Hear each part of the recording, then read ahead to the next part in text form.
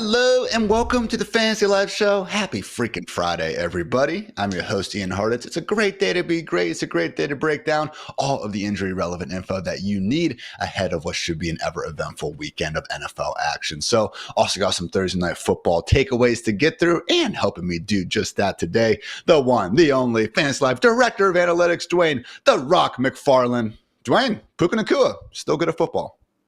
Finally, good news, Ian. Like good injury news. Guys returning, guys producing. Yeah, we'll take it. I get it. You guys didn't get 30 points out of Cooper Kupp, but that was still good. I tried to go with my Cooper Nacua, or what was it that I said before?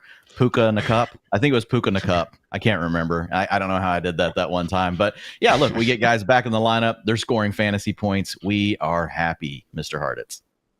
We are happy. Vikings fans, not so much. Game sort of kind of ended on an atrociously missed, face mask call. Don't want to see that. Would have had to go 99 yards anyway, pretty much. So not saying it necessarily swung the final outcome. But yeah, it would have been a lot cooler if our highly paid refs were able to get that call right. But at the end of the day, guys, winners write the history books. And accordingly, the Rams took down the Vikings 30-20. Obviously, they made that, +3 line before the game look a bit silly. The over did cash 47 with no assist from that late game safety. With the Rams, Dwayne, Matthew Stafford, really great performance. It turns out getting your top two wide receivers back certainly helps the old box score. 4 touchdowns, 279 yards through the air. Also had Kyren Williams go for 97 rushing yards and 19 receiving yards. Forced 5 missed tackles, look good out there. And Dwayne extended his regular season touchdown streak to 10 games. Trivia time, all right? Can you name, Dwayne, the longest regular season touchdown streak in NFL history? I don't know. Emmitt Smith? LaDainian Tomlinson with 18 between the 2004 and 2005 seasons. Last one. Can you name the only running back to score a touchdown in every regular season game of the season? Every regular season game of the season. 70s. I have no. The 70s? Earl Campbell? Juice is loose. O.J. Simpson in 1975.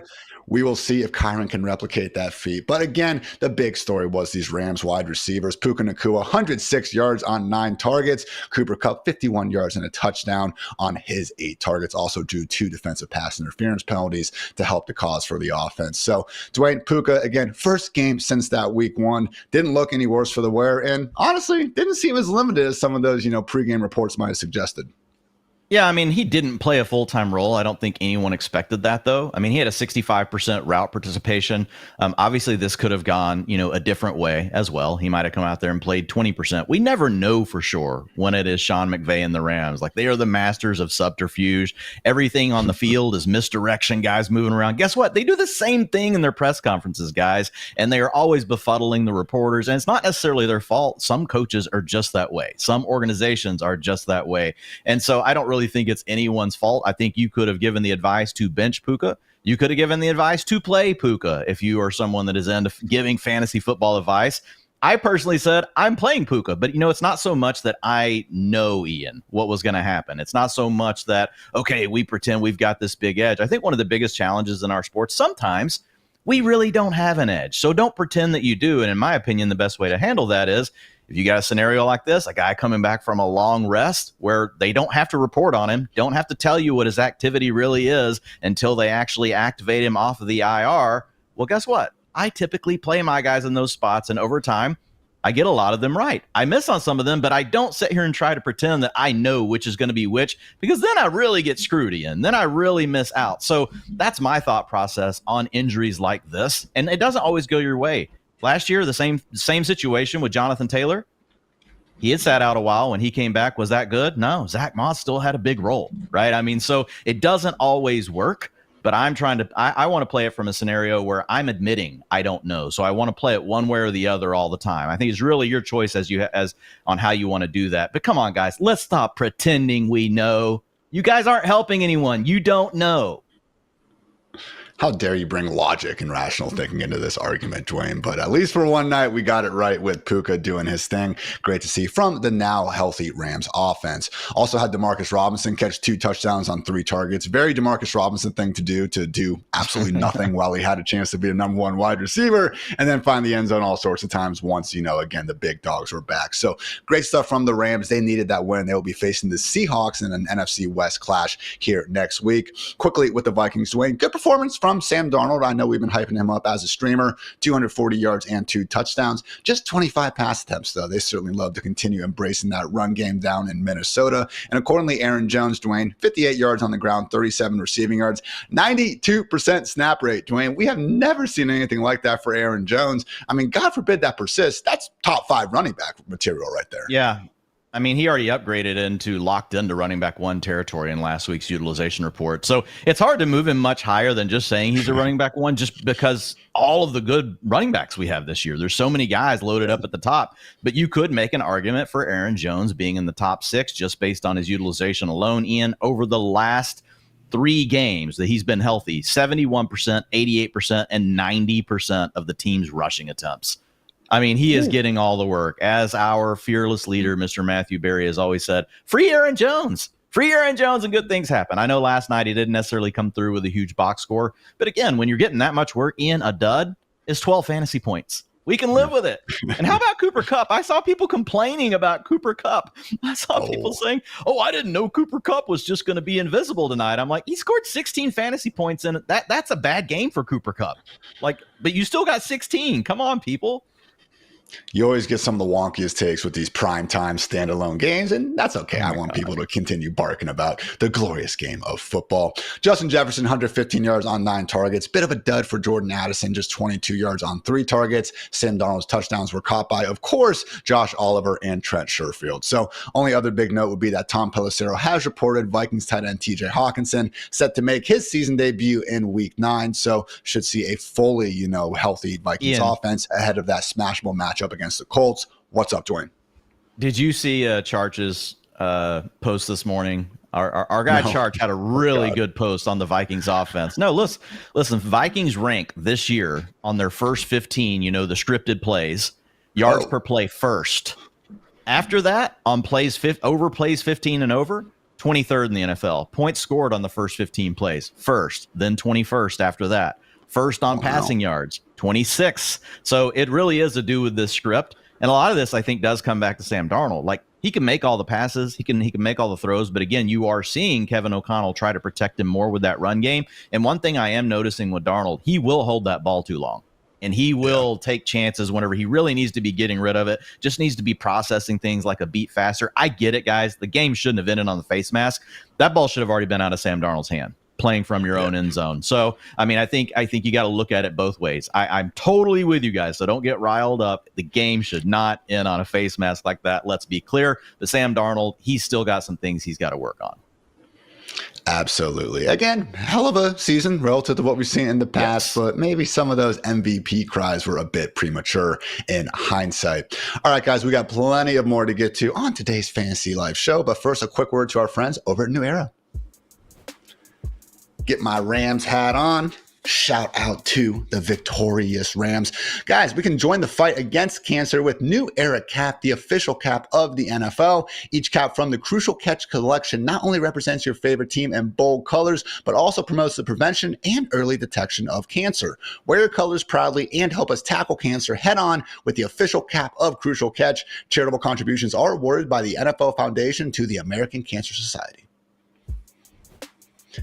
It is Injury Friday up here, Dwayne. Accordingly, we are going position by position, talking about who could be out, who could be in, and everything in between. And we're going to kick things off with the quarterback position. A change under center going on in Carolina with Andy Dalton, unfortunately, dealing with a right thumb injury coming from that car crash earlier this week. Bryce Young now expecting to make his first start since, let's face it, a pretty freaking dismal first 2 weeks of the season. So tough matchup against the Broncos defense that is expecting to welcome back Pat Surtain. Is there anyone, Dwayne, in this Panthers offense that we can start with confidence? I think Chuba Hubbard is a guy that you probably have in most lineups just because of the volume. But there are definitely, screenshots I could see of lineups where you could get him onto the bench. So I'm not going to say that he's a must start, but still a low end running back too, for him. But yeah, everybody else, we don't want to touch it, man. The big downgrade here is Deontay Johnson. Looking at our ranks right now, everybody updated them last night. Good job, team. We've got you sitting with Deontay Johnson as wide receiver 36. I'm 36. Waz is 38. Friedman is 31. So this is a guy that we've been talking about is more like a wide receiver 2. Now we've put him at borderline wide receiver 3 territory. We don't have any buys this week, so I think there's a good chance you're getting Deontay on your bench. Now, then again, we've also had like half the wide receivers in the NFL are hurt, so you could be forced to play him. But man, I really don't want Deontay Johnson in my lineup with Bryce Young under center against the freaking Denver Broncos. I know. And Deontay himself is a little bit banged up right now. He has been throughout the last few weeks, so I'm not saying he's going to be missing time, but with that rib injury, has not practiced yet this week. Could be seeing a return from Adam Thielen. He's been limited with that hamstring injury. Not that we would want to start him, but, just good to always see Thielen out there. Final point with Bryce Young. Again, hard to overstate just how bad he has been, but I tried to do so in my 32 Facts article that you can find free on FantasyLife.com. Dwain, 5.4 yards per attempt for his career. That's the second lowest mark in the Super Bowl era among 337 qualified quarterbacks. Only current Jaguars head coach Doug Peterson was worse. And also only 2 quarterbacks in NFL history have posted a career passing touchdown rate under 2%. Bryce Young and Kenny Pickett. So not exactly the best company to be in. Of course, Doug Peterson was work. Nice stray, Hartitz. That made me laugh. I could have. There's a chance for me to change the minimum, pass attempt threshold and get Bryce just in dead last, but I wanted to get a little stray to Doug Peterson there. Let's talk about an offense we have a bit more positivity towards. That is the greatest show on surf, formerly known as that. The Miami Dolphins, Tua Tagovailoa, expected to be back under center. He did get in a full practice on Thursday. So Dwain, assuming he does clear concussion protocol, looking pretty good for his wide receivers over these past 3 seasons now with Tua and Tyreek in town. Tyreek Hill with Tua under center, 22.1 PPR points, without 10.4. Jalen Waddle with 15.1, without 8.3. Tyreek and Waddle have not caught a touchdown in games not started by Tua Tagovailoa over the past 3 seasons. Are we all the way back in assuming he's under center this Sunday, Dwayne? Yeah, absolutely. And we'll talk about the Dolphins here in a minute.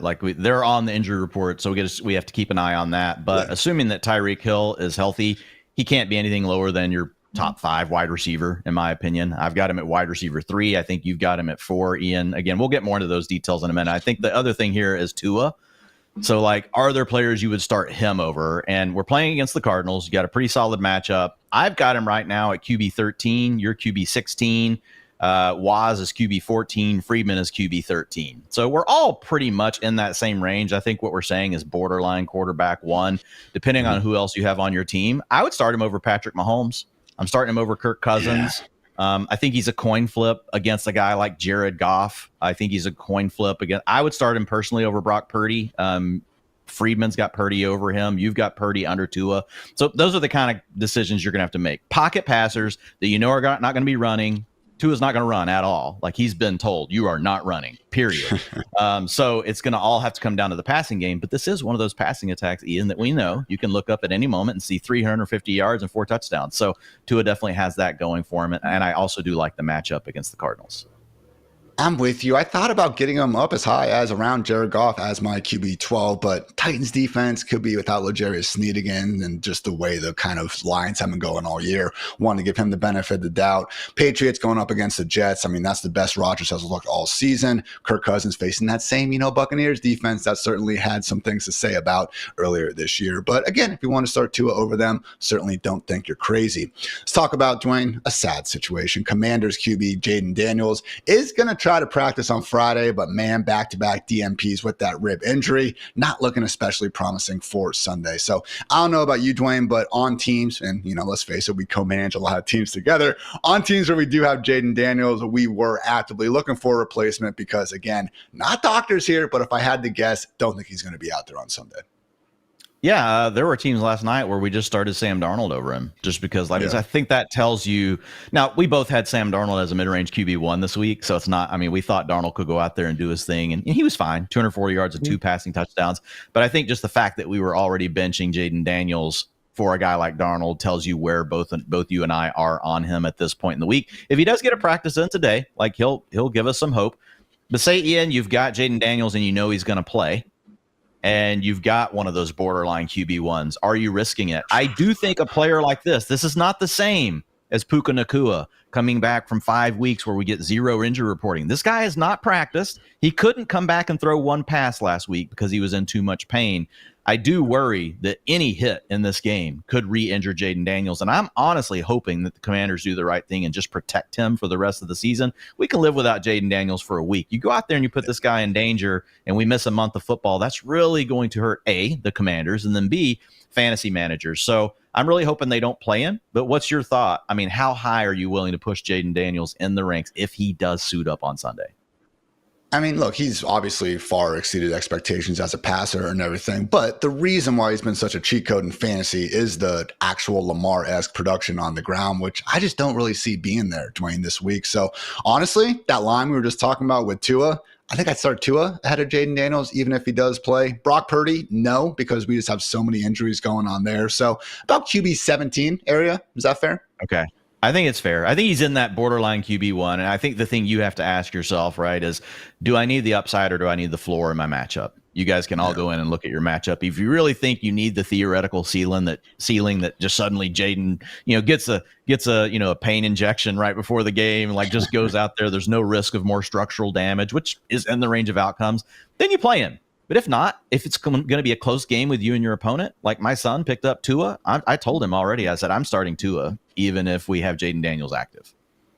If we do have Marcus Mariota under center, Dwayne, guys like Trevor Lawrence, Russell Wilson, Bo Nix, right around that QB2 borderline. Yes. He's slotting in there because he looked good last week, but it was against the Panthers. He did look good. He's looked terrible for most of his career, but he looked good last week. So he's got that going for him. Again, you know what happens with these scenarios. Guys come in on adrenaline. They're not overthinking stuff, and they have these kind of performances. Then a defense has a week to be like, oh, we're playing Marcus Mariota. We know what he likes to do. We've seen that for multiple years in the NFL. We're going to take all those things away. And then we're going to see if Marcus Mariota can rise above that. The answer to that question most often has been no in Marcus Mariota's career. So, yeah, you don't want to get carried away, but he theoretically carries the dual threat upside. He can still do some of the things. They don't have to change the offense a lot, right? He's not going to be as productive as Jayden Daniels, but he can still be a threat on the ground.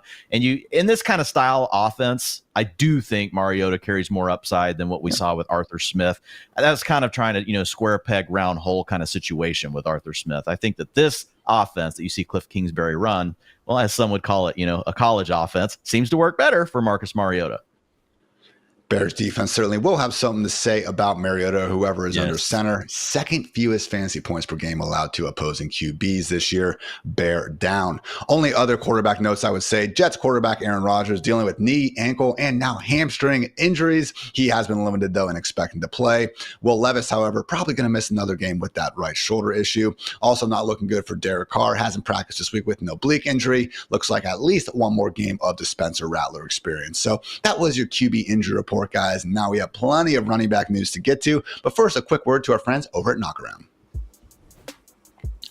Love my knockaround sunglasses, stunting the Rams right now. And we'll just say, everyone, not overwhelming Rams. You kind of know they're Rams glasses, but you're not in everyone's face about it. Solid frames as well. So, hey, everyone, head to knockaround.com and pick up your new go-to pair of polarized shades for less than $50. With over 25 frame styles and dozens of colors, you are guaranteed to find sunglasses that look good and protect your eyes with full UV 400 protection. And be sure to check out Knockaround's officially licensed NFL collection, so you can rep your team all week and hopefully all the way through the playoffs. Visit knockaround.com and use code LIFE for free shipping on your order. All right, Dwayne, it is running back season, and I think we are actually getting back one of the best ones in the game. Colts RB1, Jonathan Taylor, obviously missed the last few weeks with that ankle injury. Limited to start the week, kind of gave a ho-hum answer when asked about playing this week, saying, I don't really want to jinx it and kind of things of that nature. However, got that full practice on Thursday, which puts him on track to suit up Sunday against the Texans. So, at different parts of the season, Dwayne, he had one of the most fantasy-friendly roles in football. Never going to be the most prolific pass catcher, but 95% snaps in week 1, 87% in week 3. Are you trusting JT as his usual upside RB1 self this Sunday, assuming he suits up? Yeah, I've got him as a low-end running back 1 now. I think he'll be a tad limited. I don't think we see like 90% snap share, but you're going to get enough workload from JT. He's been away from the game long enough. This is one of those you don't overthink it in. You start your stud player. You're starting Jonathan Taylor in pretty much every single fantasy lineup this weekend. Now, you might send me a screenshot of, well, actually, I drafted Jordan Mason, and then, give me someone else, that's ended up like being a super stud. You got Joe Mixon. That could be an example. You drafted Joe Mixon and you got Jordan Mason. Yeah, Jonathan Taylor might be on your bench. I'm hoping you got a flex spot available, though, for Mr. Taylor in that scenario, Ian. But yeah, for the most part, everyone should be starting Jonathan Taylor this weekend. Houston has been fairly stingy against running backs, but guess what? JT, not like most running backs, hopefully will be a nice little boost for Anthony Richardson and that entire Colts offense. Over in elsewhere in the AFC South, I should say, Dwain, Travis Etienne, still limited with that hamstring injury. I saw the same thing you did. I think someone accidentally said he was full or something like that, but we have clarified he was in fact limited. So, man, even if he is out there, only had 12 touches in back-to-back games. Like, look, if Etienne's going to be out of this one, we know Tank Bigsby going to be firmly in that mid-tier RB2 conversation. Not as good of a chance to get, that positive game script that we saw last week against the Patriots. But then again, Joe Mixon made that Packers defense look pretty freaking human last Sunday out. But Dwayne, I think the bigger question is if and when we do see Etienne return back to the lineup, where are you ranking these guys then? Because again, I was kind of working under that assumption in the rankings, and I almost put them right next to each other, almost in the RB30 spot. Yeah, I think number one, Tank Bigsby, regardless of Etienne returning, is the leading early down back for this team. Yeah. We've now got multiple data points where these two guys have been available together, and they've used Tank Bigsby. Now, to your point, Ian, if the game script goes sideways, and we saw that just 2 weeks ago, and who got all those carries? It was Dearness Johnson because he was out there in the 2-minute offense, and he got the targets. I think Travis Etienne comes back to the Dearness Johnson role plus. He's going to get a little more than Dearness Johnson. So I, in the projections right now, have Travis Etienne projected for 41% of the rushing attempts, and I've got Tank Bigsby right at 49%. And then I've got, a little bit spread around. So I do think Bigsby leads the way. There's a little bit of risk in this game script, right? This is not a guaranteed situation where last week we felt really good. You're playing the Patriots. You're just going to go out and you're in a great spot. So there's a chance here that helps Etienne's value. But to your point, I was pretty conservative with him. And honestly, I moved him yesterday because the thing I saw was the full report. And then this morning we pre-show, I'm like, limited. And you were like, yeah, I saw the same thing. And then you confused me and you said, he was full limited. I'm like, what? He was fully limited? What does that mean? So yeah, I'll probably move him back down a little bit, but I mean, not much. I've got him as a low end running back 3. I mean, That's just where we are with Travis Etienne. And that was based on me thinking I read a report that he was full. So, I mean, if he's still going to be limited, then I'm going to move him down a little bit more from there. I just don't think Travis Etienne is anywhere near close to the role that he used to have. Again, game script goes sideways, you still end up with a running back 2. Game script stays between the lines, I think you're going to end up with a running back 3. And don't look now, Dwayne, I messaged it to you earlier this week. Another stat from my article. Basically, Dwayne had a pretty epic rant about Trevor Lawrence. And let's face it, it was very fair. He had an atrocious first couple of weeks of the season, but he's been picking things up slowly but surely, Dwayne. And lo and behold, as I get these handy dandy numbers up, he actually has been second in PFF pass grade, 6th in yards per attempt, 3rd in EPA per dropback in weeks 5 through 7. So optimistic that maybe we can get some more consistent fantasy performers out of Jacksonville other than just Brian Thomas Jr.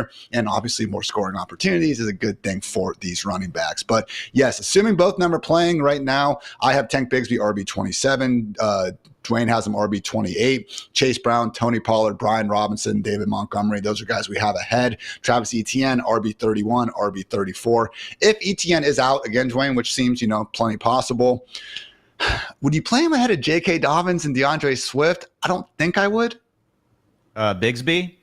Yeah. No, because I do think there is enough risk this weekend with Bigsby with the game script. I mean, you're playing against the Packers. There's a chance they blow the Jaguars out. If they do, that's enough of a risk for Bigsby. In that game scenario, we've also seen that play out. I mean, who knows? Maybe they give him a little more passing work than they have in the past. Coaches do change their minds on stuff. But knowing what we know today, that would be a disaster for Tank Bigsby. I mean, he could end up with 8 carries. Now, if they stay competitive in this game, I think he's going to be 17, 18 rushing attempts, regardless of whether it's Etienne or Dearness Johnson that's active. The thing that keeps me from being like all in on Bigsby though this week is just like, man, the Packers really could bury the Jaguars. Bigsby really is a zero as a receiver. We've sung his praises all year with everything he's done on the ground, but even last week he dropped his one screen target they gave him. So certainly don't think it's, coaching malpractice to feature Dearness Johnson or if he's healthy, Travis Etienne on passing downs. We both have James Cook, RB20. Right now, Dwayne, I would say Bigsby probably slots right behind him. Banged up Alvin Kamara, Chuba Hubbard on a Panthers offense that could score 0 points against the Broncos. To me, that feels about right for Tank Bigsby. But as always, everyone, go ahead and check our updated ranks throughout the weekend, only at FantasyLife.com.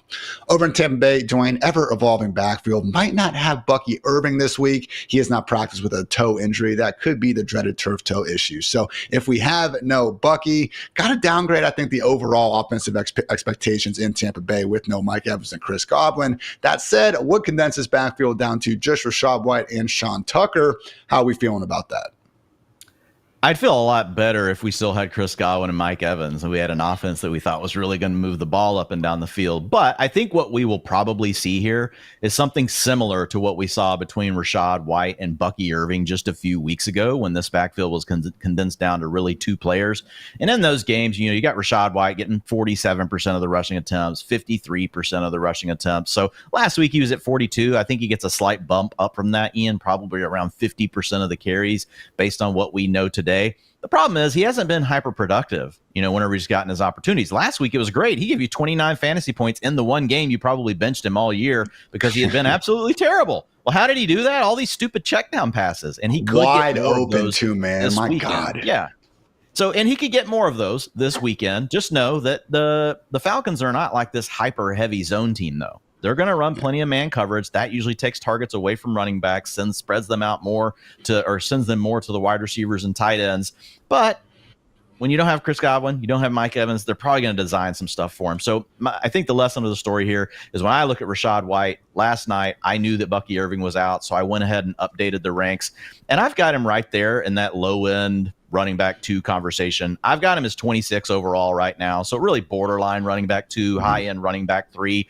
I would fully have him in, the low end running back 2 area if I thought more of the offense this weekend. So I've got him. I do question myself. I've got him right now. I've got him 1 spot ahead Chase Brown. I feel pretty good about that. I got him a couple spots behind Tony Pollard.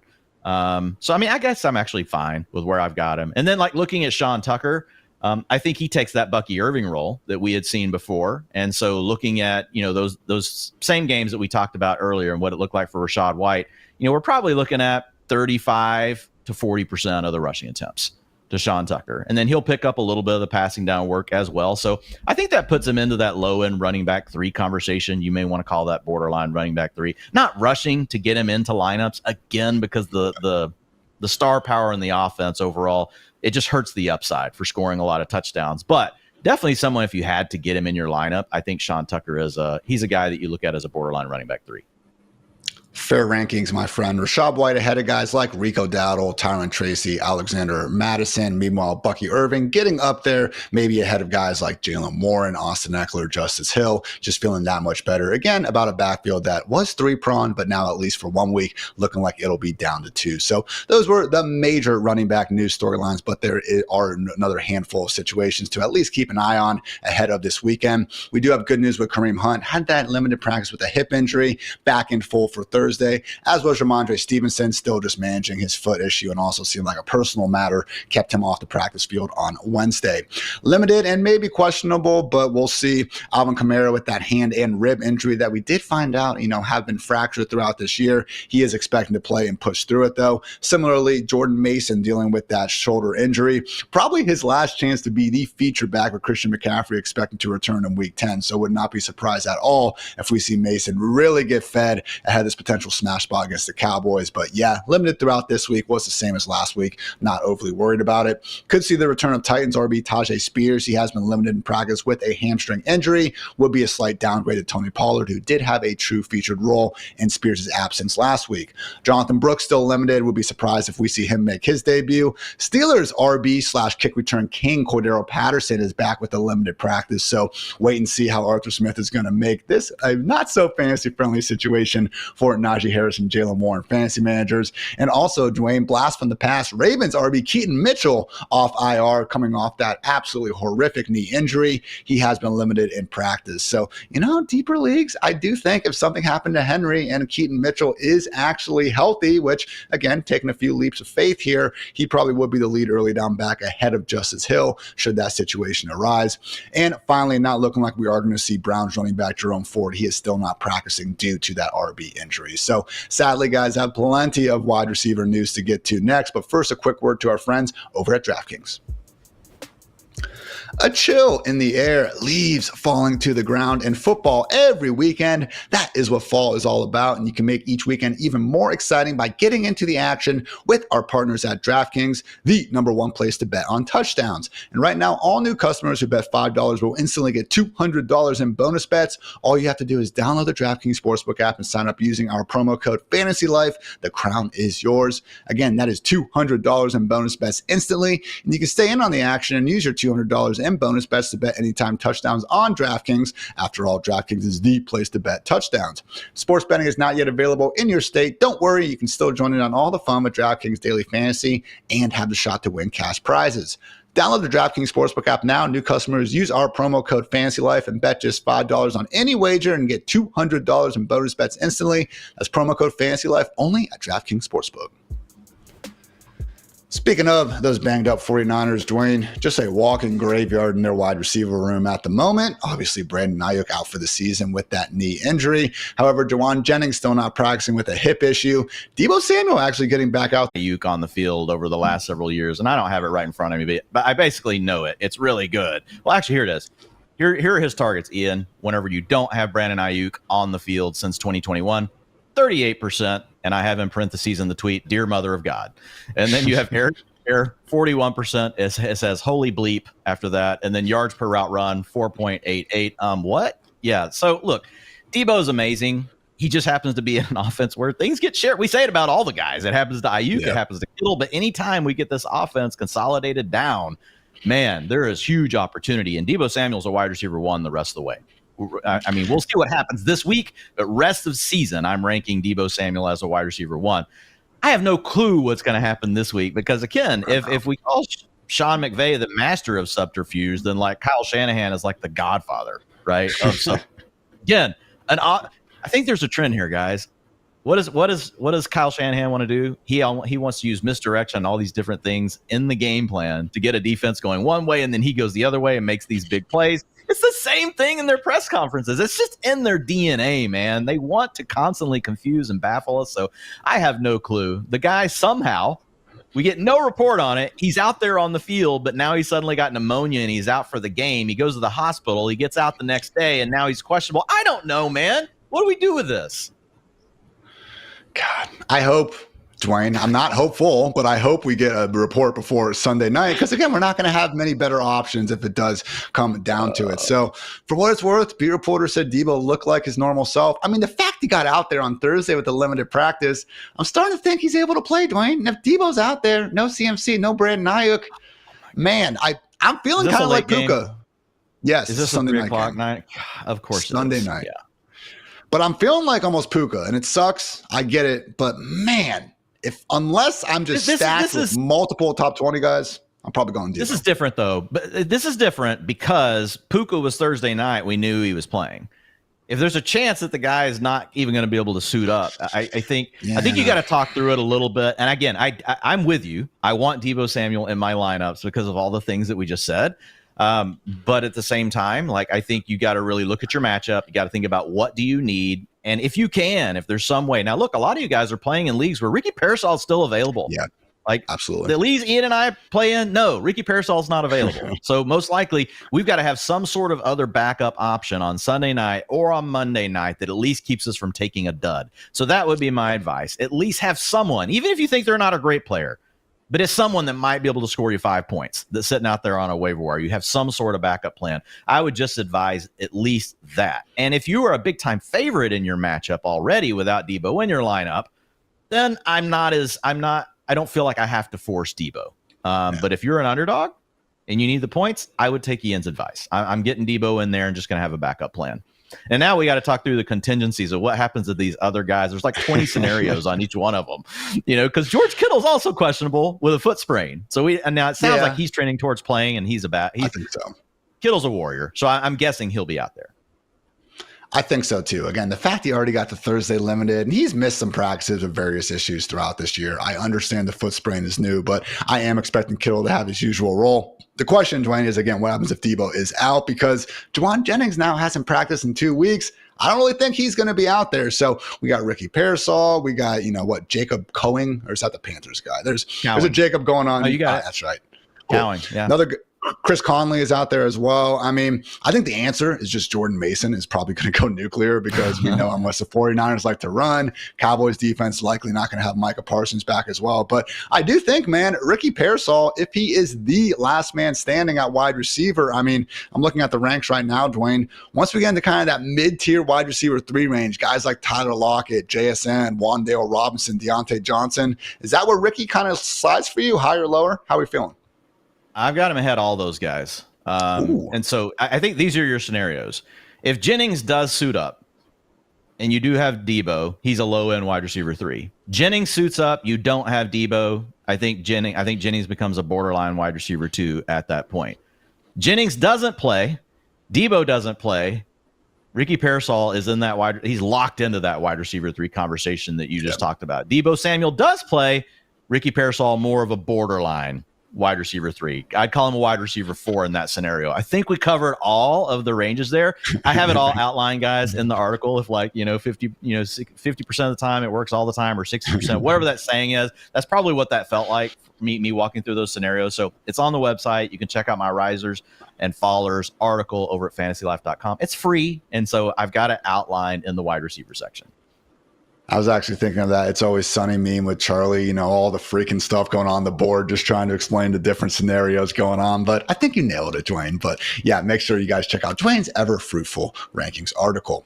Another wide receiver situation that we actually have more clarity on. It's just the unfortunate kind. Chris Godwin obviously out for the season with the ankle issue, and Mike Evans expecting to be out through the team's week 11 bye as he recovers from that hamstring injury. So Dwayne, we got Jalen McMillions for those heavily invested in him. Sterling Shepard and Trey Palmer expecting to fill out 3 wide receiver sets.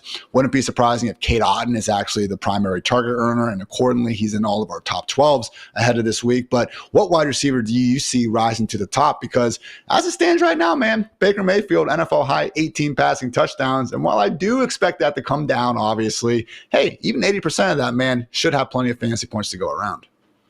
Yeah, so I think this is another one where anyone that's telling you that they know, they're full of crap. Liars. So we don't know, but who I favor is Jalen McMillan. Now, I don't know who's going to get to play in the slot role for Chris Godwin. We heard the comments yesterday. What a lot of coaches do is they spread this around. They move different guys into the slot, in and out of the slot. Yesterday I have people saying, well, Sterling Shepard can only play the slot, so he's got to play the slot all the time. I'm like, guys, no, we don't know. We really don't know, because I could turn around and say Jalen McMillan, it gives you more upside, so why not put him in the better position, to help elevate your offense? And the coaches are talking about all these things. The bottom line is we really don't know what they're going to do. But I will say this around Jalen McMillan. He did have a good trend going in the preseason. Like, the coaches really did like him. He got off to a little bit of a rough start. Injury derailed things. Hasn't been a high-end target earner to this point, but he's the younger guy, and they invested, a day 2 NFL draft pick in him. So I'm going to lean to McMillan here. And I think he's a boom-bust wide receiver 4 this week. If, you want to play it, the Sterling Shepard angle, I think fine. But here's my concern with Sterling Shepard. Like, what are we hoping? And this is not a knock on Sterling Shepard or these other guys I'm about to mention, but what's the upside of Sterling Shepard? We hope we get Wan'Dale Robinson, because he's going to be attached to the line of scrimmage. It's going to be underneath balls. It's going to be little 3 and 4 yard routes. And don't be wrong, in a PPR, he could come through and give you 18 points on that. So I'm not saying that that's bad, but when you look at a guy like Jalen McMillan, Ian, like, if he gets that kind of target share, he could give you 25 fantasy points. That's the ceiling. We're not saying he's going to be Chris Godwin, so don't get it twisted, guys. But this is a fruitful role in Tampa Bay. When the way they move the slot guy around, the way they get the mismatches for him, it is going to elevate whoever is in it. Not to Chris Godwin status, but it's going to make them better than what you would normally expect. So I have McMillan, boom bust wide receiver 4. I think you could put Sterling Shepard in that wide receiver 5 conversation. I think Trey Palmer gets more of the vertical stretch looks down the field, taking that Mike Evans role, which gives him a chance as well, a name not talked about as much. It might only take 1 or 2 plays for him to come through for you on the day. I don't think he's going to get as many targets as the other 2 guys, but a big play could make him a viable fantasy option for you. Hopefully get another shootout like we saw in the first meeting between the Falcons and Buccaneers. But yeah, that general uncertainty, at least for a week, guys, is reflected in our rankings. We do have guys like Jacoby Myers, Khalil Shakur, and the Browns wide receivers ahead of even Jalen McMillan, who is, I know, man, just trade him to Tampa Bay. Honestly, that'd be an awesome fit to take that. That would be a perfect fit.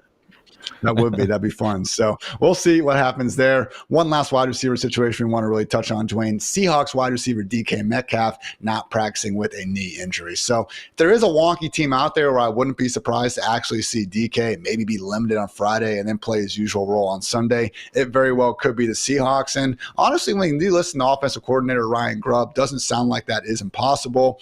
Talking about Metcalf sprained MCL, he said he is working his tail off to get back to playing, and he's looking good trying. So we'll see what happens, Dwain. But let's say, just because the guy's not practicing, he's dealing with a knee injury, let's say DK Metcalf is out of the picture.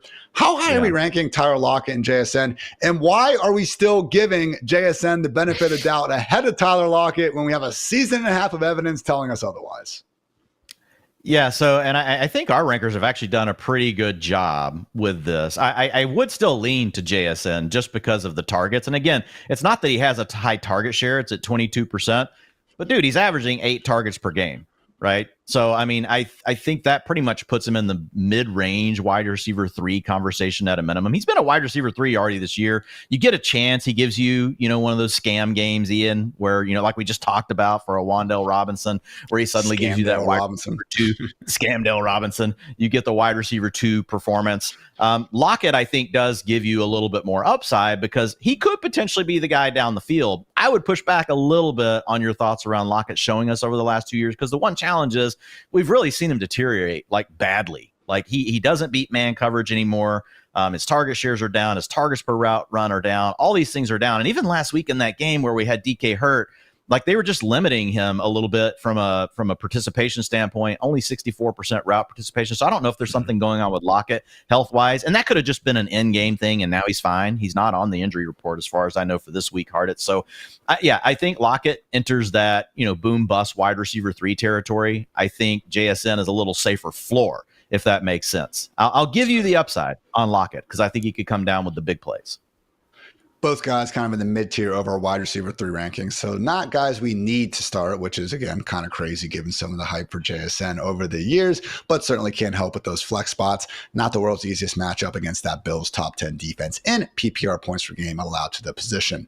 Going to run through some other wide receiver injuries, guys. Chris Olave should be back from that concussion. He practiced in full on Thursday. Unfortunately, going to have to wait another week for Derek Carr to be back under center. Colts wide receivers are looking good to go as well. Josh Downs and Michael Pittman both practice in full on Thursday. Also expecting to see DeAndre Hopkins out there to make his Chiefs debut. Andy Reid said, why wait on him playing Sunday? Dwayne, Andy Reid also said Hopkins is a proven player and a good space player who could play the same spots as Rashee Rice and Juju Smith-Schuster. You buying that? Because, that would be pretty freaking ideal for his fantasy value. Yeah, that's amazing. I actually saw some people complaining about this and oh man, this is going to really limit Hopkins. I'm like, man, no. This is a good thing, guys, because what this means is even if Hopkins is not the player he once was, the scheme is going to boost him some. So let's say he used to be a 30% target share guy, and now this new version of DeAndre Hopkins, battling some illness, battling some age, not illness, but injuries, age. Let's say he's more of a 20% guy. This role could make him 25%. And so I think some people they get things a little twisted because it's he's not a yak player. Well, neither is Juju Smith-Schuster. Juju Smith-Schuster's not a yak player either. And we saw Larry Fitzgerald, Ian, late in his career, manage wide receiver 1, wide receiver 2 finishes when there was no yak left in the tank as that big slot player. So I think whenever you get DeAndre Hopkins in that role, I think the other thing is don't be so sure that they won't alter that role a little bit and allow DeAndre Hopkins to play from the slot, but really use the routes that he's best at, maybe a little bit more downfield, still attacking the interior of the defense. I think this gives DeAndre Hopkins a chance to be a wide receiver 2 this season. I'm not saying it's going to happen, But if I just knew he was going to line up and play outside all the time, I'd be like, man, I'm calling him a wide receiver 4 to start, and I'm hoping he's a wide receiver 3. Now I'm going to say, all right, probably a wide receiver 3 once he's integrated into the offense, and then he has a chance to still be a wide receiver 2. Good times ahead, hopefully, for the artist known as Nuke and those Kansas City Chiefs. Guys that we do need to keep an eye on, unfortunately, the Dolphins wide receivers, Tyreek Hill popped up as a limited participant on Thursday's injury report with a foot injury, and also Jalen Waddle been limited with a quad issue. So just hearing them, kind of speaking to media and still practicing, I do expect them to play, but keep an eye on them certainly ahead of Sunday. Packers wide receiver Jayden Reed and Christian Watson still limited with the respective ankle injuries. This was the case last week, though, and they both had, normal-ish roles, so expect them to play. Also, Jacoby Myers should be back in action, but he actually went from a limited on Wednesday to a DNP on Thursday. So sometimes they do this when they're easing guys back into the rotation, but yeah, keep an eye on it there. Also, with the Bills, Curtis Samuel not looking good with a pec. Mac Hollins playing banged up. Gabe Davis also playing banged up for the Jaguars as well. Not looking good because they have not practiced, though, guys. Ravens wide receiver Zay Flowers with that ankle injury. Good example of how sometimes the adrenaline keeps him on the field during the game, but yeah, he has not practiced yet this week. Will be a decent bump for guys, like Rashad Bateman and the tight ends if he ends up missing this one. Mentioned the Deontay Johnson injury earlier. We'll see if he manages to get out there on Friday. Calvin Ridley not practicing with a foot injury. Not that he's someone we're dying to get in the lineups otherwise, but keep an eye on that. Jameson Williams officially suspended for doing drugs, also gambling. One of us. Jets wide receiver Alan Lazard, chest injury, not practicing this week. Could help, focus things more on Garrett Wilson and Devontae Adams. Ladd McConkey not practicing. Similar injury, it's still a hip, but he was at least limited last week. Quentin Johnston, Darius Davis also not practicing. DJ Chark limited. Last week, this led to Ladd McConkey, Josh Palmer, and Simi Fehoko being Justin Herbert's top 3 wide receivers. Also in Kansas City, Juju Smith-Schuster not expected to play with that hamstring injury. Jalen Polk still in the concussion protocol and not practicing. Roman Wilson not practicing with a hamstring injury. And Sky Moore placed on IR with a core muscle injury, seemingly after getting his first target of the season. That sucks. So takes us to tight end Dwain, and really just one situation to briefly touch on, and it is Eagles tight end 1, Dallas Goedert, still missing time with that hamstring injury. Hasn't practiced this week. So if you need to get gross, I know it wasn't your sicko call of the week or anything, but Grant Calcaterra, if we do see this Bengals-Eagles game result in more of a pass-first, fantasy-friendly shootout, it would make sense that a guy who's posted 89 and 83% route rates maybe gets going a little bit for super desperate tight end rosters. Yeah, you would have to be super desperate. Like, we're still playing, like, guys like K. Dotton are still on the waiver wire. Zach Ertz is on the waiver wire. We're playing those guys over him. But if you're in a tight end premium league, and Hunter Henry, playing all those guys. But to Ian's point, like, you're playing in a 16-teamer, premium tight end league, those guys aren't available. So yes, I like the call here, Ian. Grant Calcaterra. Grant Calcaterra season. People have been saying. Also at tight end, Taysom Hill should be back in action, got into full practice while dealing with that rib injury. Dawson Knox limited, Dalton Kincaid limited, but that was the same deal for Kincaid at least last week. Saints tight end Juwan Johnson limited with the shoulder issue. Maybe it is a Taysom Hill week. Also with the Chargers, had to actually throw Will Dissly in a lineup last week, Dwayne, and he almost got me there. Tight end premium. I appreciate the effort. However, he is not practicing with a shoulder injury, and it looks like Hayden Hurst is coming back anyway, so probably going to render each other useless once again. Also at the Panthers, Jatavian Sanders a bit banged up, and our guy Tommy Trembles could be back, so keep an eye on that if you are sick enough to do so. And finally, Raiders tight end Harrison Bryant could be out. So Brock Bowers, maybe he gets 60 targets this week. So guys, those were the main injuries to go through. Again, invite you all to check out our updated fantasy ranks throughout the weekend to get you ready for Sunday. But now, Dwayne, it's time for everyone's favorite segment, the bold calls, where we do not touch on what happened last week because, we're going to. We always do. 0 for 4, though, sadly. We did not get great performances out of J.K. Dobbins, Malik Neighbors, Jordan Addison, or Noah Brown. I would argue, Dwayne, the process was right, but, the results certainly were not. But new week, new us. Kick us off, Dwayne, with a certain Dolphins player who you expect big things from, especially with Tua back under center. Yeah, I mean, I will say the process was right on those guys last week. But, guys, it's in 1 week samples. Things can go weird, so we'll keep moving forward. Still got a good record on the season, so we'll try to get it going again for folks here, Ian. But, yeah, when we look at the Dolphins, We get Tua Tagovailoa back under center. We've got a little bit of injury concern around the wide receivers. And even if they're fully active, they're ready to rock. It really doesn't matter to me. We've got Achane. This is a guy that last week, he didn't get 60% of the rushing attempts like he was getting earlier in the season, Ian, but he still led the backfield over 40%. And he's the one out there on all the passing down work. The guy was over a 60% route participation. You look at him, he's probably going to have 15 to 18 opportunities. Achane now starting to look healthy again in an explosive offense against the freaking Cardinals. Are you kidding me? Right now, we have the Cardinals giving up the sixth most rushing attempts per game, 139, and they love to play zone coverage, Ian. They don't play much man coverage.